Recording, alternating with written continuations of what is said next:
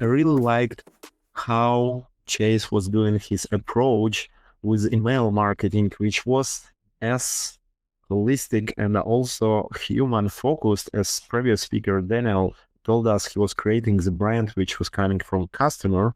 So the same way Chase was doing his approach in email marketing. So we started using his approach to grow, and from all the market players, all different email marketing guys, his approaches was the best one that helped us really to grow to our brands to 8 figures and even 9 figures.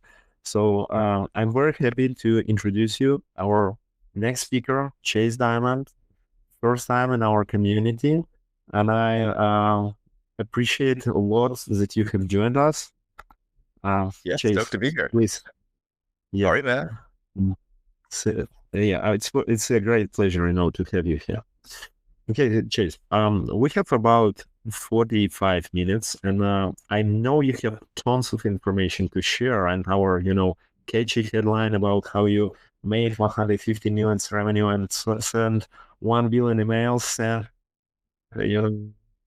When we were doing call advertising, people were usually like commenting like, okay, so it was a lot of spam and crazy guys. But I know you're doing really good emails and people love to read.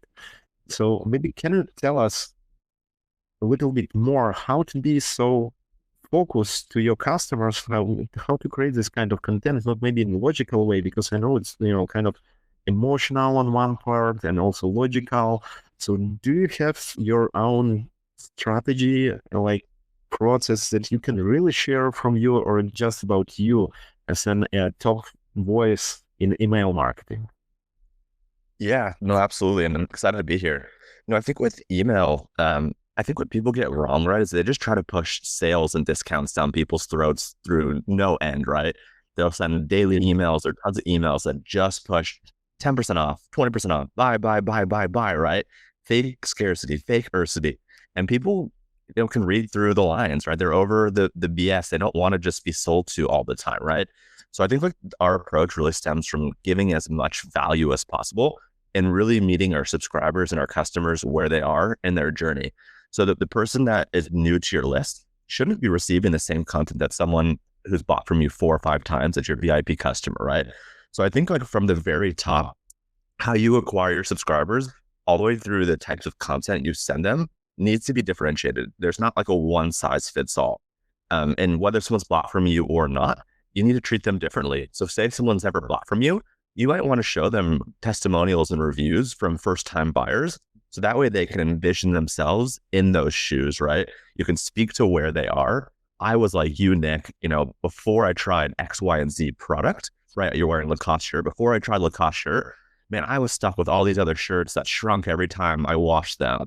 Every single time I wore them, and whenever I sweat, they really start to stink, right? So really being able to speak to the person where they are is so important. Email right now, in my opinion, is the best channel for that.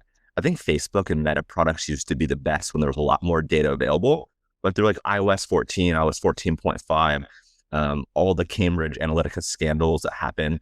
The data available on Meta is good, but not nearly as good as it used to be. And email now, in my opinion, is that central hub in that database where what people have viewed, what they've added to cart, what they've purchased, where they've dropped off, what emails they've read, a bunch of things about where they're located. So in my opinion, being really kind of intentional about the data that sits within your CRM, the SendLane account or the Klaviyo account or the MailChimp, like whatever you're using, you have to really build out the segments and understand the customer profile. So that was a lot. Where do you want me to kind of focus more in? There's a lot, obviously, we can dive into. Yeah, it's a lot. And usually I want to share first misconception I hear all the time. Getting, sometimes I also speak to just starting e-commerce founders. They never think even that email is a big thing. They always want to go to the drugstore, which is Meta or Google, with all ads. I compare them to drugs. It's pretty similar. Like you cannot stop if you start using them. So organic channels, they are much better. And like, yes, firstly, you need the audience. So you need somehow to get them from ads and then collect your email list, you need to use it first, but then, like you told us, focusing there is very important, because if you you're like in 2023 and 24, I cannot see you really scaling with ads if you don't know how to sell the second, the third time. And it's only possible with emails, of course, with text messages at some point, but never to be spammy. First, you need to create this kind of approach. So when you focus there in emails and start thinking how to grow, the main misconception for them is that just they look at it linearly. So they just, see it like a list, and they send to all the list all the time, like the same emails. And usually I see sales only from discounted emails, like you told at the beginning. So then the first misconception, it doesn't work like this. So even the basic information, if they don't click on email, they won't buy. It's technically not possible.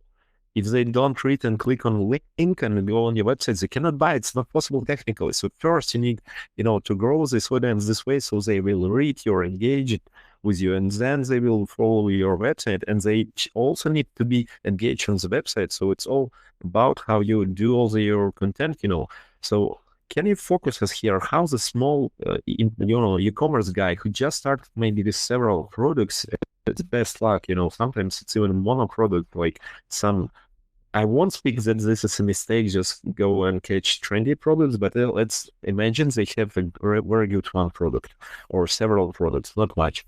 What's the best way to grow your segments, and really focusing, for example, Klaviyo, and start, growing this machine into it's a step-by-step funnel, logically or differently? Yeah. All right. So there's a lot I want to talk about. So to your point, right? You have to drive traffic. Let's assume you have the traffic, whether it's from affiliates or Meta or organic SEO, right? Influencers, you have traffic. That's step one. So step two is we have to capitalize on this traffic. And with that, right, we have to start collecting emails. And there's a few ways we do it. One is through a pop-up, right? It takes over the center part of the screen or portion of the screen. The other one is called a flyout. It typically comes from like the bottom right-hand side. It's like a little mini opt-in form. People could add their email at checkout, or if they make a purchase, right? That's how we collect it. But what do we want to collect, right? So number one, it's in our forms, right? We want to try to understand, other than email, gender, what are they shopping for? What are they looking for? So that way, as quickly as possible, we can personalize their experience. So say you're an apparel company, right?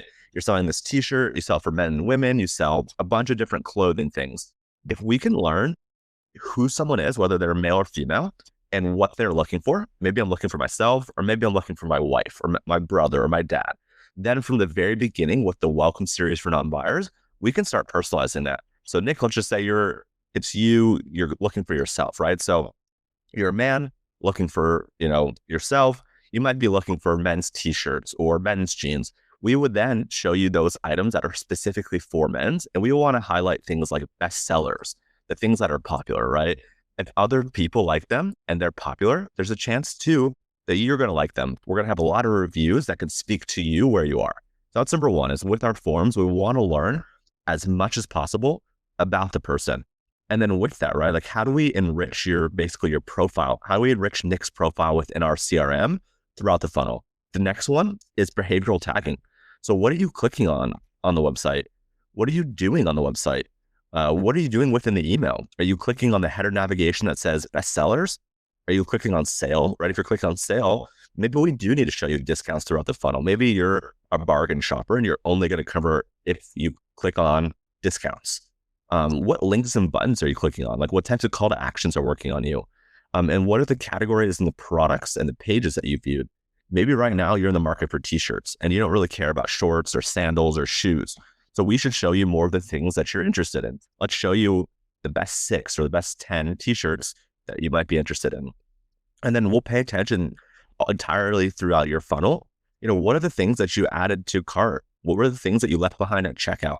Are there any patterns that we should notice between this? You have 3 different white t-shirts or 3 different black t-shirts. Should we try to sell you a bundle of those 3 at a lesser price? So instead of paying $100 for the 3 same shirts, should we try to show you a bundle at $80 if you buy that in the next 24 hours? Where are you based, right? Maybe you're based, I'm in Orange County, California. It's always warm here. maybe I should show you short sleeve t-shirts versus long sleeve t-shirts, right? So we're just trying to understand based off of what you're doing at scale, the patterns in which every time we collect your email and collect a data point about you, we should send you, right? So that's, I think, the first point, right? Does that make sense so far?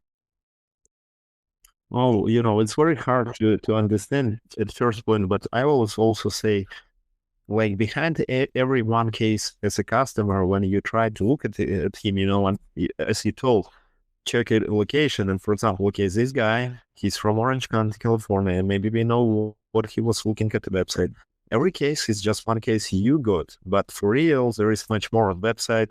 People that never arrive to your pop-up and something. So, and if you have 2 cases, 3 cases, it's much more people behind this. And when you optimize the funnel, the flow on website on this, and you don't just stick with catalog-based websites, but you really think about the customer, you can really develop the funnel and then sell. And usually, as what I see, people buying on average when you launch, especially like it's 15-day at least conversion, window, attribution for window. And it's better if you convert them in email, not with just, 15 days, 15 clicks. And right now, in some niches, clicks cost more than $1. So it's like $15 per acquisition, but with all this advertising, it will cost you 150. So with ads, it's cheaper. Yes. Can you maybe a little guide us like in a step-by-step style so people can keep up, because it's really very important but very hard information for them. So how you, for example, will launch it, let's say in a flow first, or first you would suggest to go with campaigns and just track every campaign with this deep approach, with customer-based approach, check every customer, what he did and everything. Yeah, I'll make it really easy. Let's talk about segments, and then we'll talk like that are related to campaigns, right? So I think like what people typically get wrong, and I think you kind of were mentioning this at some point, is like what they'll basically do is they'll just take everyone on their list and they'll just batch and blast and send them the exact same content, right? That's one thing people get wrong.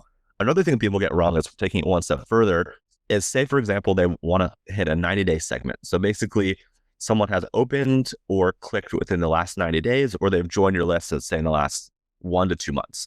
And say from that, right, we want to just focus on people that have clicked in the last 90 days.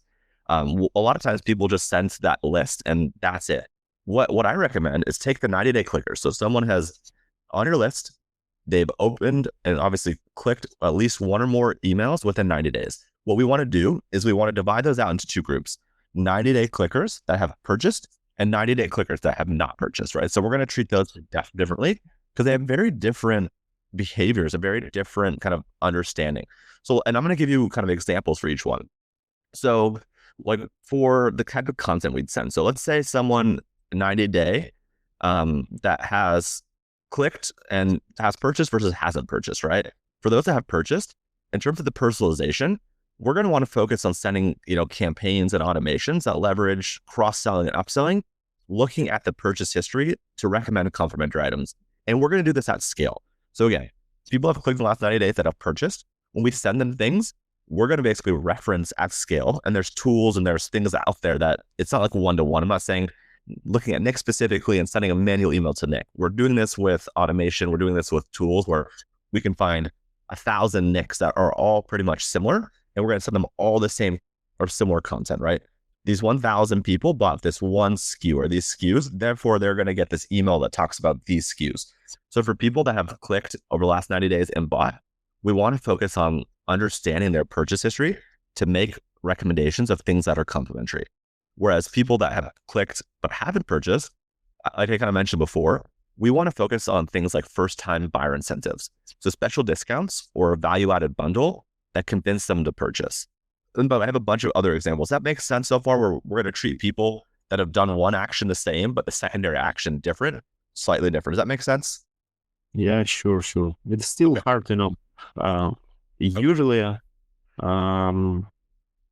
what we do, we first go with basic stuff like non-operant, like those who open emails, engaged, active persons, and then also you need to divide them by demographics. Start on the top. All right. Let me make this. I'll do like a 101, and then we'll go on to more advanced. Okay. So to do, taking one step back, to do email really, really well, there's a number of things you have to do. We already talked about the first. After you're driving traffic, you have to collect email addresses through pop-ups, let's just say, right? And once someone enters their email into a pop-up, we're going to send them what's called a welcome series for non-buyers. And this is an automation that you set up once and then you edit and optimize ongoing. And let's just say for simplicity, this is going to be 4 emails. So you have traffic to your site. They don't buy anything. They enter their email into a pop-up. Typically, it's some kind of offer or incentive. Hey, Nick, enter your email for 10% off, right? We're then going to send you a sequence of emails saying, hey, Nick, welcome to Chase Dimond's e-commerce brand. We're so excited to have you here. Here's the welcome 10 code that we promised you. Be on the lookout for the next couple of days. We're going to share some of our favorite products in the store. We're going to share some more stuff on success stories of customers like yourself.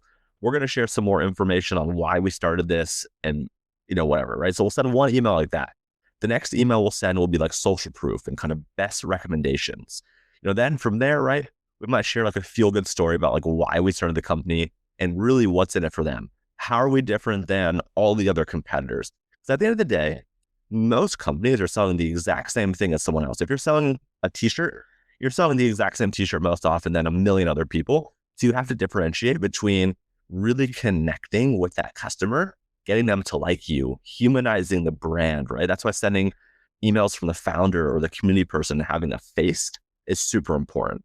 And then we'll send emails at the very end that says, by the way, we're the founders. This is us, a picture of our face. If you have any questions, hit respond. We respond to all emails. Let us know, right? So that's kind of the trajectory so far. So someone comes to your website, they enter their email. If they didn't buy, they get a welcome series from buyers. And then right outside of that, we'll have other automations set up. We'll have abandoned carts. Someone adds something to the cart, but they don't start checkout. They don't buy. They get abandonment emails. If someone buys, they get an automation for, customer thank you, right? Where you share your gratitude and you're basically want to reduce buyer's remorse and confirm their decision as being a good one. And you want to teach them how to do the product, right? And you want to send post-purchase tracking emails, right? So email really is like, there's a logical stepwise function where kind of you have to do a few things. Well, collect emails, set up automation. So if you're brand new and you're a beginner, you want the welcome series for non-buyers. You want the abandoned checkout. That's the furthest down the funnel where people add their information and all that stuff to your store. For whatever reason, they left. They were waiting to see if you had free shipping. They were waiting to see if you're going to have a better discount code available or some discount code available. Maybe they just got distracted, right? Their kid or their boss or their husband or their wife was calling them on the phone. They got distracted. And then the next one is the customer thank you, right? Those are like the basic automations. You're also going to want to send, anywhere from 1 to, let's say, 5 campaigns a week. A campaign is a one-time send to a group of people. Think about a product launch or a holiday offer or a flash sale, right? So there's hundreds of things you could send, right? Yesterday was MLK Day. It could have been MLK Day email. Right now, right, the weather around the world and in the US at least is insanely cold. So if you're an apparel company, take advantage of that. Segment all your people on the East Coast, like in New York, where it's like 0 degrees, and start sending them saying, hey, we're sorry it's so damn cold. Bundle up with a jacket, a beanie, pants, right? So I think that this is probably simpler to understand, where you can segment people based off of so many attributes. In the beginning, start with people that open and click over 90 days. As you go on, segment people that open and click over 90 days and based off their location and understand the weather, right? Like I've been watching a lot of the American football lately, and one of the games got postponed because of the snow in Buffalo, New York, right? Send an email to everyone over there saying like, damn, like the snow's crazy. Hope you're safe. Go buy these snow gears, right? Buy these shovels to get snow off your thing. Buy this beanie to keep your ears warm, right? There's just so many things you can do with email. You just have to think a little bit outside of the box. And then with all this, right, like picking the segments and understanding your deliverability, like that's email, right? There's more to it, but that's like the 5 things that you have to do. Collect emails, have automation set up, send campaigns to the right segments, and make sure that your metrics are healthy. Is that more helpful taking a step back? Yeah, that's very easy. And yeah, but still, that's fundamental. It's important to understand. If you don't structure it well, you just, like you told, healthy metrics, you can't even understand what's happening. And if you just send over just direct emails to all your database and everything like this, probably you will die from spam rate and something like this. in coming structure to a bigger points, how do you think what's the difference and how people need to change the way they work with account as a way they grow with the list? For example, 10,000 users in list, 100K in list, and maybe more like 500 in list. Like what's the difference when we have larger lists? You just do more segments and much more emails based on this, or is this something more behind? Yeah, that's a great question. So for context, the brands that we work with do a minimum of $1 million a year, all the way up to hundreds of millions and sometimes even $1 billion. So the list size is typically, and the minimum is about 25 to 50,000. Upwards to we're working with lists 5, 10, 15 million. For the companies that are 6, 7, 8-figure lists, the main thing is just the frequency of emails. Where because there's so many segments, because they're selling so many countries, because there's so many things, like we can't send enough emails. Like we are literally sending 2, 3, 4 emails sometimes a day. We work with a 9-figure brand out of Israel called Mixed Tiles. You see behind me this stuff on the wall, like the customized photos of family, dogs, whatever. With them, I mean, they sell in the US, they sell in a bunch of countries. Sometimes we'll send 4 emails, but that doesn't necessarily mean that one person's going to receive all 4, right? Yeah. I found the sweet spot in a given week, depending on what you sell. If you only sell one product, it's harder to send more emails. But if you send multiple SKUs, hundreds of SKUs, thousands of SKUs, if there's a bunch of stuff happening, if you're dropping new things, I think it's the sweet spot for one person on your list receiving emails is probably 2 to 4, right? I think 4 and upwards kind of gets to be the upper threshold of a single person receiving that many emails. Keep in mind too, if you're sending 2 or 3 campaigns to a single person, they might also be eligible to receive 1 or 2 or more automations, right? Say, for example, you send me 3 campaigns in a week. If I view 3 things, or if I add 1 to cart, I view something, I might also trigger a browse abandonment or abandon cart or abandon, checkout. Or if I buy, I might also trigger post-purchase. So really be mindful of both like the campaign plus the flow frequency, because someone should not receive more than 4. But what I always recommend is start with 1 campaign per week. Look at your metrics, right? And let's talk about metrics. There's positive metrics. There's things like open rates, click-through rates, replies. There's negative metrics, and obviously conversion rates, right? Like you want people to buy. The negative things would be things like bounces, marked as spam, and unsubscribes. So look at those. And every industry, every vertical has slightly different metrics in which they deem healthy. There are some that are universal. So for example, today at this very moment, 1 out of 1,000 spam complaints is what you're allowed. So basically, it's a 0.1% is kind of like what they recommend or want to see.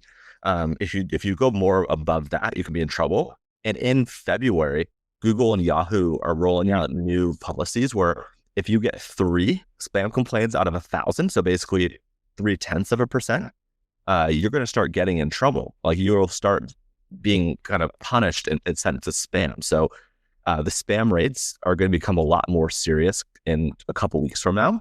That's very important. With unsubscribes, you typically want at maximum 1 or 2% unsubscribes.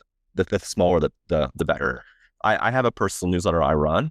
Typically, my spam complaints are pretty much 0%, right? They're not even enough to be like a 0.1%. And then typically my unsubscribes are 0.1 or 0.2. So it's a 0.1%. So you want minimum of like 1 or 2%. I mean, like minimum, ideally 0.5% or lower is better for unsubscribes. And then there's bounces, right? You want your bounces. So every industry has slightly different things. Open rates right now or have changed, where maybe about a year and a half ago, something called iOS 15 came out, where essentially it's inflating everyone's email open rate because there's essentially a robot, opening emails. So people have, but this might be over people's heads, but if people have opted into, it's called mail privacy protection, where senders or ESPs can't tell who's actually opening. A percentage of those people on your list are going to inflate your open rate. So before, you wanted on a campaign, let's say a 25 or 30% or higher open rate. Now you want like a 40 or 45% open rate. And there are ways to segment it out. That might be something for later. But there's all these metrics. So long-winded, you want to aim for certain metrics. And I can, if anyone has specific questions on metrics, you can hit me up later. We could post something to the community, whatever. But start with 1. Monitor your metrics. Then if the metrics look healthy, send 2 emails per week. Then if the metrics will help you, send 3. Maybe that third email a week is where you see friction. Maybe the open rates, the click-through rates, the conversion rates drop. You don't want those to drop. You want those to increase or maintain. If those drop and the negative things increase, right? If bounces increase, if market spam increases, as unsubscribes increases, then you know that the number of emails per week that you should most often send is 2, because a third email per week got you in trouble, right? So there's all these different types of things that you want to understand with the metrics to make sure that you're going to be healthy and that your deliverability is strong. There's great free tools. Google Postmaster. Most people have tons of Gmail personal emails, tons of Google for work emails. So Google Postmaster you want to set up. It'll basically give you a report and a sense of every day how you are in terms of the metrics. Just like there's Google Analytics for your website traffic, Google has Postmaster for your emails. And it's super important to understand where you're at to make sure that you're being healthy. Yeah, that's very good one. Also, do you do in some cases, this verification with Google Gmail checkmark? Are you talking about like is it BIMI? Is it DMARC? Like all the kind of DNS? No, this blue checkmark in Gmail when you like verify your domain and you have like something like verification in Instagram. Oh yeah, I don't remember which one that is. I don't know if that's BIMI, but like you have to also in this upcoming update, you have to make sure that you have all your DNS records set up, your SPF, your DMARC, your DKIM. You have to have all these set up. There's also one called BIMI. I think maybe that's the one where like it's the next level of verification. That's how you get the blue checkmark, I believe. Basically, it's like a brand logo. And it's not required yet, but it costs money. Yeah, it costs money. So I think that's how you get like the logo and the authenticated stuff. I think it's called BIMI. I forget what it stands for. It's like brand identifier or something. It's like some kind of brand or message identifier. Yeah, but I was just curious if you have tried this, how it's different from just being without it, because usually if you go in spam rates or something, the first thing you see a huge dropout. The first system is Gmail, then it's Outlook, then it's Yahoo. Like Gmail is the most hard one to get back if you have any problem. Coming to this, what could you suggest to people who already have big brands? Like we have guys listening here, somebody are with even more than 10 million in revenue. And in many cases, they have a lot of, like maybe, for example, they have 200, 300 of users in their list, but really people that are receiving is like 10, 15% of those. All others are like that and maybe in spam rate and something. Do you do any kind of, this re-engagement campaigns and try to do this? Because sometimes it's tricky when you try to do this, you also start getting more and more spam rates and decrease open rates, Yeah, that's a good question. I mean, there's a couple of things like, there's everything from like re-engagement and win back campaigns. And there's also things that you could do where like you could run specific ads to re-engage these people. So say, for example, someone has a list of, let's say 50,000 people that used to be active, used to buy, used to be engaged, but they haven't. You could actually send like that 50,000 person segment or list to Meta, and you could start running kind of like re-engagement campaigns on Meta. And essentially what we're going to look for is we're going to build a segment that says that if these people come back to our website, basically we're tracking their web behavior. If they're coming back to our website, then send them an email, right? So you can send them emails directly. That's going to work for some of them, right? If you have 50,000 people, you might be able to re-engage maybe a couple thousand people, maybe upwards of 5 or 10,000. Well, you're probably unlikely to reactivate and regate the majority of them, but you could start sending those people specific ads like, we miss you, come back, here's a welcome back offer, right? And if those people are back to being active on your site, that can then trigger an automation that says like, hey, Nick, you must have seen our ad, or hey, Nick, welcome back to our site. We missed you. As a reminder, here's your welcome offer. Hit us up if you have any questions, great to see you again or something, right? Like it's not like a plain text email. Even plain text emails for like re-engagement and win back emails could be great. A lot of e-commerce non-direct response is very image, brand, kind of HTML heavy, where I always love to mixing in like the occasional plain text email. Yeah, that's really good. From a community manager. Not always, but oftentimes those can inbox better. Those can be better received. Those can kind of feel more personal. But do you do them? We do this maybe once a month, maybe twice, sometimes, especially when an important occasion, like something like thank you from the founder is very good. But do you do this like really plain text, or you still do HTML just without any graphics? Yeah, You know, so yeah, it depends. Like, and even for like my personal list, sometimes it will kind of have like the template where it's like the logo and kind of the sign off, and it kind of looks a little bit more jazzy. And then other times I'll just straight up do actual plain text as is. Um, yeah, with the actual plain text emails, where they're actually plain text, not like the template, you can't set the preview text. You can only set like the subject line, and the preview text is just pulled from the emails. Whereas if you do the actual template, you have a little bit more control over certain things. So it just depends.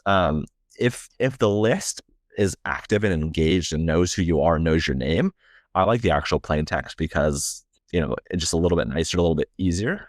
If people might forget who you are or your name, but they might recognize your logo or something, your colors or whatever, maybe having more of like the templated stuff, but like the actual email with content itself is like plain text and live text. So it just depends. I go kind of back and forth depending on like who it is and what it is and which segment we're sending to. yeah, that's very good.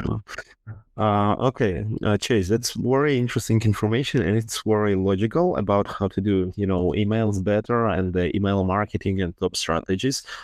So maybe shortly, can we recap what's the difference between a small brand in terms of email marketing strategies and the brand which is doing maybe 8 figures, and what's the difference with 9 figures? As for me, I see that it starts with planning, and then it starts with the difference, and that would be my next question about the team structure and how you produce content and how you analyze, the process behind the real emails. Yeah, let's start with team structure. I think that actually might help leading to the first question. So I'm going to start with kind of the higher end of it, and then we can kind of break it down for smaller people. But like, let's say you're kind of a 7, 8, 9 figure brand, right? And maybe there's other agencies listening to, or should I just talk about brands? No, we are talking about brands mostly. Okay. So, all right, I guess maybe it's helpful to distinguish between, but if you're just a brand, I think you need 3 people working on your emails. You need an email marketer, you need a copywriter, and you need a designer, right? If you're an agency, which again, the only reason I'm mentioning it is just to differentiate.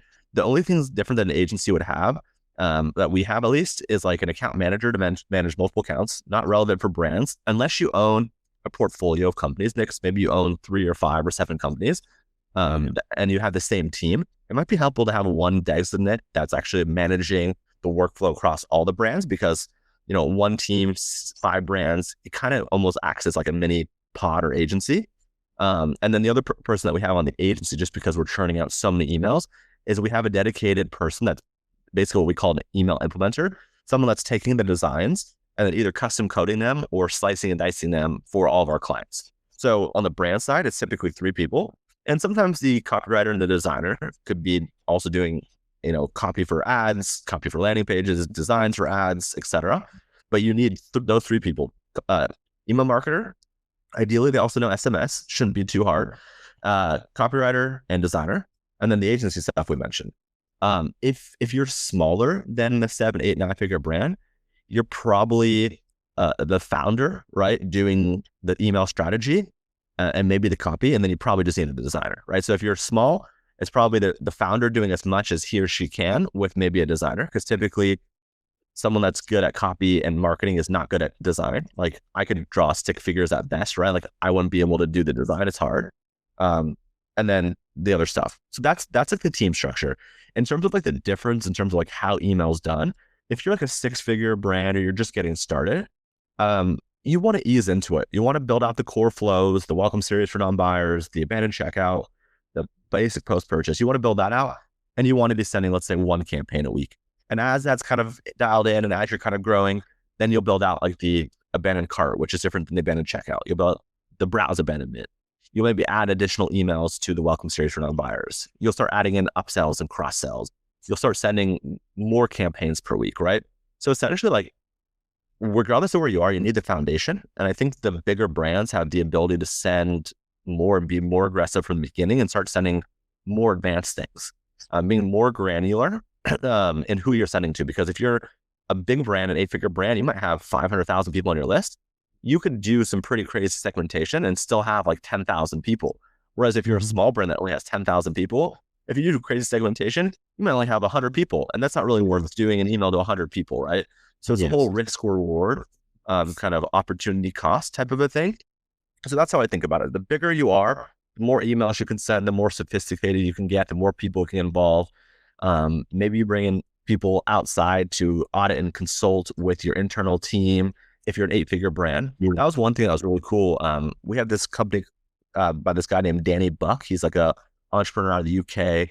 He has like one of the fastest growing men's jewelry company called Crafted, 8-figure brand. He's got a couple. He had an internal team, and he like paid our agency to consult because he wanted things that he couldn't see, right? So he was 8-figure scaling crazy. He wanted insights and tactics and tricks and all these things.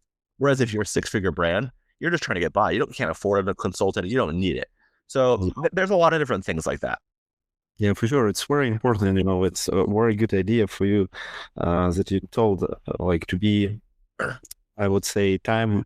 Your team is not limitless, with time. And usually, if you force them like to do just a lot of different flows and just campaigns, it sometimes doesn't even work out. So it's even rushing people there is wrong. So it's very important idea. So if to make a logical recap for people here, so in order to fulfill all these campaigns, flows are very important one thing to build.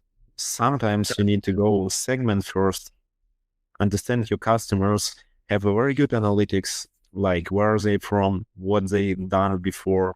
Even if you have that audience, you want to re-engage them, but better somehow with other way, don't just spam them with emails like for retargeting with Facebook ads, and just then they come back to your website and then you send something to them. So when you do all this part, and with campaigns, you can do some kind of automations later on, maybe. It's also, Chase, sometimes I see very difficult people to build first flows. They think they know how to build this, but they build them zero results or small results. So sometimes I even say, okay, in this case, is first learn how you told, to make campaigns. One campaign a week, you see it works, then do 2 campaigns, 3 campaigns, then you can improve your flows based on these campaigns as well, Sometimes they rush to do the campaigns because they think they are good, they are big and something like this. But I have seen, these huge mirror boards with all this stuff, but they have never sent even one campaign yet. But they have all this imaginary flow, how people will buy 5 times from them. So it's sometimes not really wise even to invest all this time, and when you don't have a team like even 3 people and you start with one email marketing. So it's very important to understand this, I think, and thank you for all this information. So if you speak about the analytics part, which is very important in terms of this email marketing guy, or maybe even a department if you have some, how you would structure the process? And I have 2 questions here.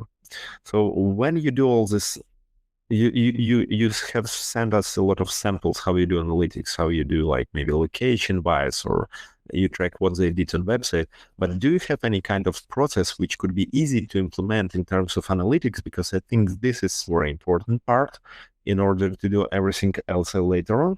And the second part of the question, copycats cannot innovate, but still, how do you, track competitors? I know there are several tools, maybe use some of them to keep the pace with the market and just become better or average, but not less, Yeah, good questions. In terms of like reporting and kind of KPIs, we typically run weekly reports for all of our clients. So, we're looking at like weekly revenue. We're looking at revenue between campaigns and flows. We're looking at open rates, click-through rates, A/B tests, and we're basically reporting on all of these things so we can try to understand where. And this A/B test that we ran, when we did this type of subject line versus that subject line, we had better results, right? We're doing tests around what time of day should people be receiving it, which day should people be receiving it, right? The frequency. So we're basically, noting and kind of recording on a weekly basis and reviewing this ourselves and reviewing this with clients. So that way we can understand on a weekly basis, and on a monthly basis, we're doing a kind of a more elaborate, robust report, and on a quarterly basis, right? So we kind of have touch points weekly, monthly, quarterly, obviously semi-annually, where we're looking at different things. We're looking at things week to week, month over month, quarter over quarter, year over year, and trying to identify trends and trying to say like, we work with a lot of companies in the apparel category, across the, 24 categories or people in that category. What is the same? What is different? What's working on a micro, macro level? So we've kind of built in things that we share with clients and also internal things where we can get a pulse of like, oh man, every single client now needs to go run out this. It's really cold on the East Coast campaign because that's working really, really well. So there's just a lot of stuff that we learn by just looking at it, right? I think a lot of people run the tests and they have the data, they just fail to actually be mindful on reviewing it.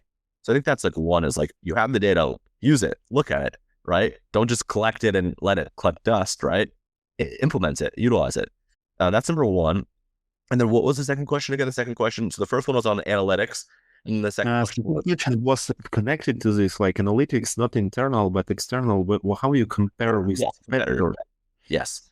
So we there's a couple things. One is like we have just like an email address. It's like design at, in our agency's name, where we basically go sign up to our clients' emails and also our competitors' emails. So we have like our own swipe file within there. And then there's also tools like mail.com, really good emails, mail charts. There's all these tools out there where you can see, a bunch of people that they're doing.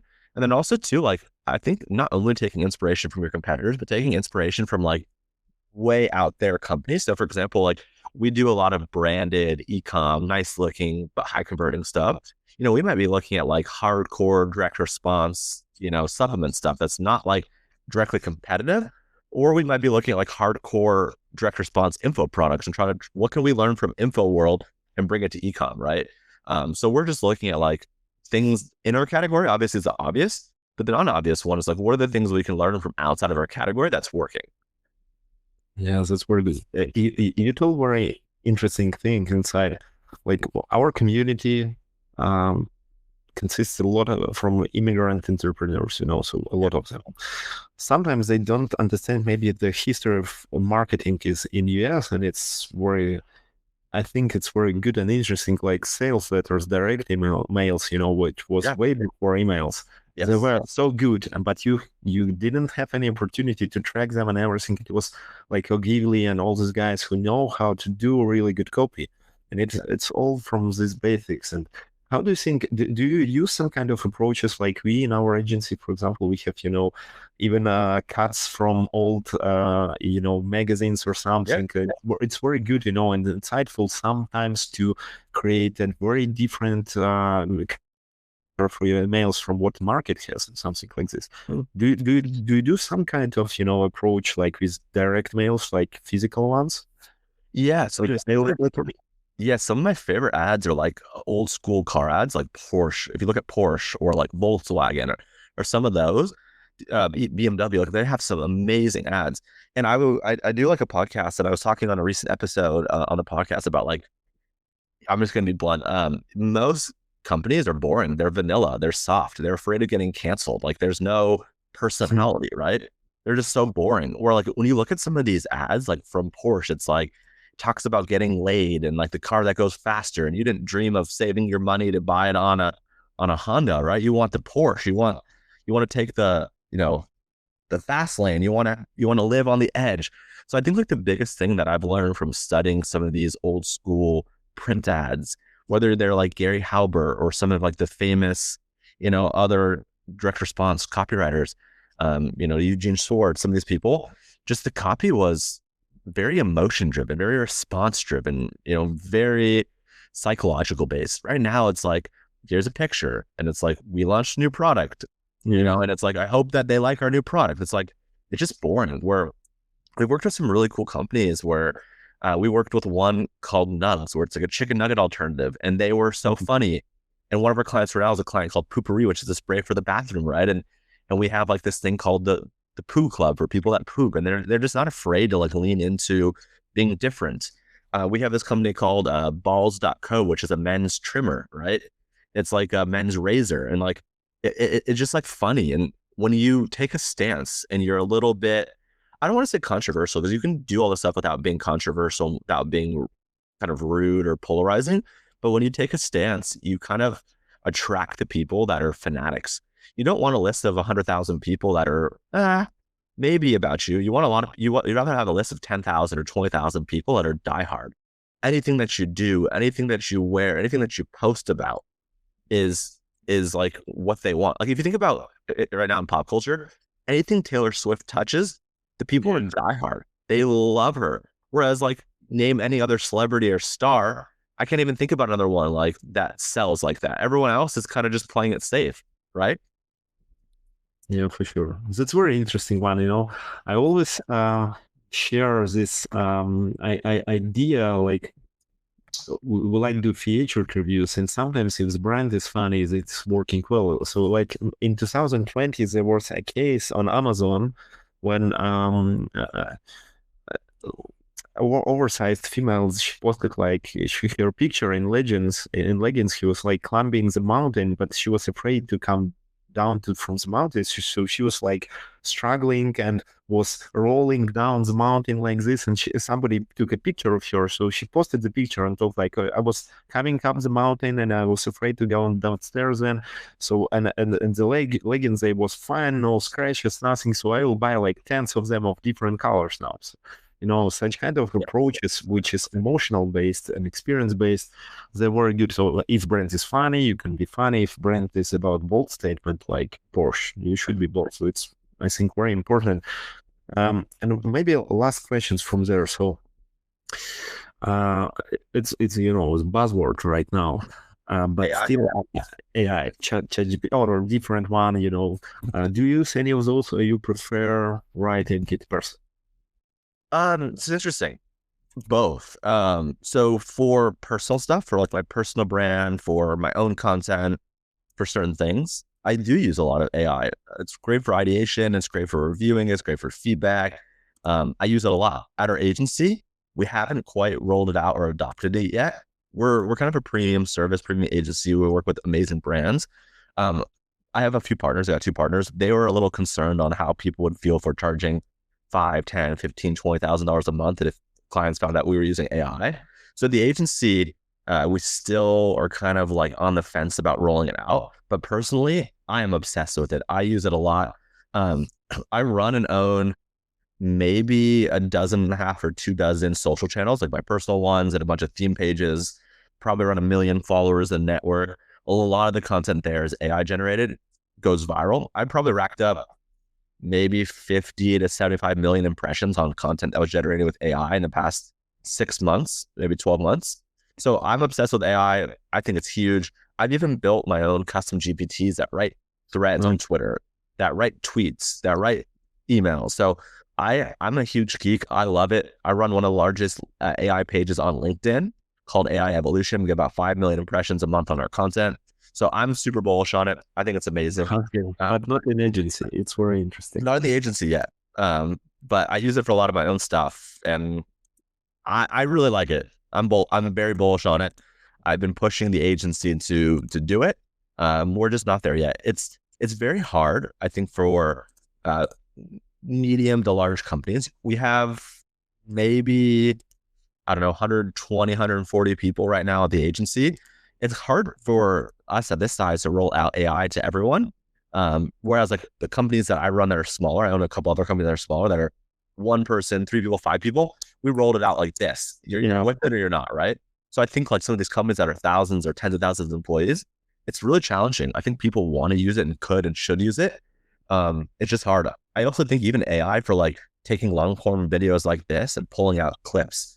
There's a lot of really cool use cases where like clip editors, I get DMs all the time, emails all the time on their service. It's like, why would I pay thousands of dollars where I could do with AI and $20 a month in 2 minutes, right? So yeah, I love AI. Okay, that's good. You're creating like with this competition for your agency maybe, but I think for now maybe just the meaningful communication and the deep insight, and AI is a lot about copycats like stuff, maybe because it's based on all the data of the market, and what you do maybe is a little bit different and unique, and it's just harder to put all the structure you have in AI together right now.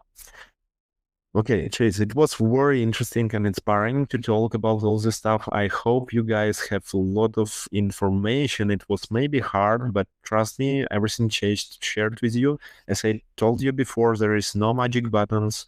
you just need to do a lot of work. And if I structure it back, you need to do a lot of analytics. You need to know how to build flows, how to step by step grow your campaigns, not to have some, guide list, huge amount of audience. So you need all these 5 steps as Chase told us.